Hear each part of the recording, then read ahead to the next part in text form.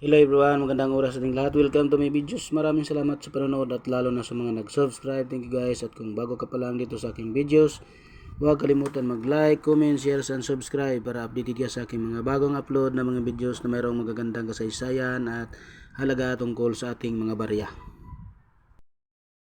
Hello guys, ito yung 5 cents ng New Zealand. Queen Elizabeth II, 1974 ang date. Meron tong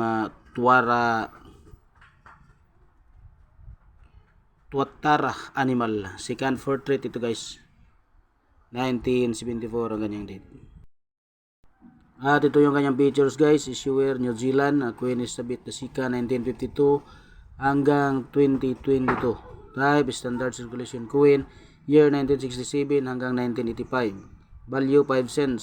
Sa Pilipinas is 1 piso and 71 centavos. Currency dollar 1967 ang kanyang date. Composition copper nickel. Weight 2.83 grams. Diameter 19.43 mm. Thickness 1.3 mm. Shape is round. Technique is mild. Orientation middle alignment. Demonetized November 1, 2006. Number 1123. Reference number KM number 34.1 and KM number 34.2. Ito yung obverse guys, second crown portrait of H.M. Queen Elizabeth II facing right, wearing the daggers of Great Britain and Ireland tiara. Legend around the date below. Script is Latin, lettering Elizabeth II, New Zealand, 1974. Engraver Arnold Machine. At ito naman ang kanyang reverse guys, at Tuara Spinodon Punctatus denomination. The tuara is an endangered lizard-like reptile endemic to New Zealand. Script is Latin, lettering 5GB. Designer George James Berry. Age is readed. Mint Royal Australian Mint, Canberra, Australia, 1965 ang date. Royal Canadian Mint of Ottawa, Canada, 1908 ang date. Royal Mint, Lantrishan, United Kingdom, 1968 ang kanyang date. Comments: the tuara is a native lizard of all living reptiles.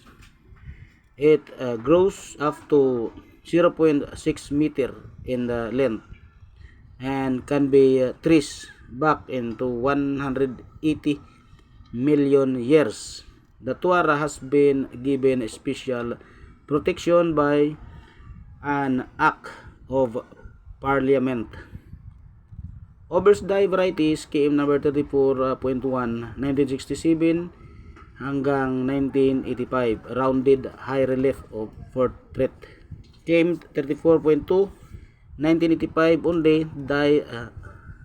Recut low relief portrait. 1974 BU year set, mayroon lang inlabas na 0.2%. At ang kanyang example is 15,000 pieces. Ang 1974 circulation, mayroon lang 16% na inlabas at mayroon siyang mintage na 18,015,000 pieces. So mayroon siyang price guys na 17 pesos kanyang uncirculated. At meron din siyang coin proof coin set, meron siyang 0.5%.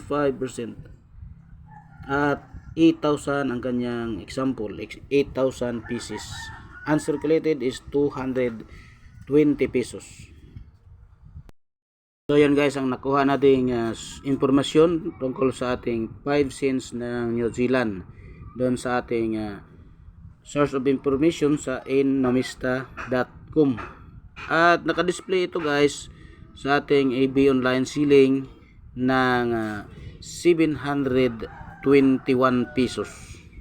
So yun guys ang nakuha natin ng mga impormasyon doon sa ating mga online ceiling at sa innomista.com. Maraming salamat sa panonood guys at God bless sa ating lahat.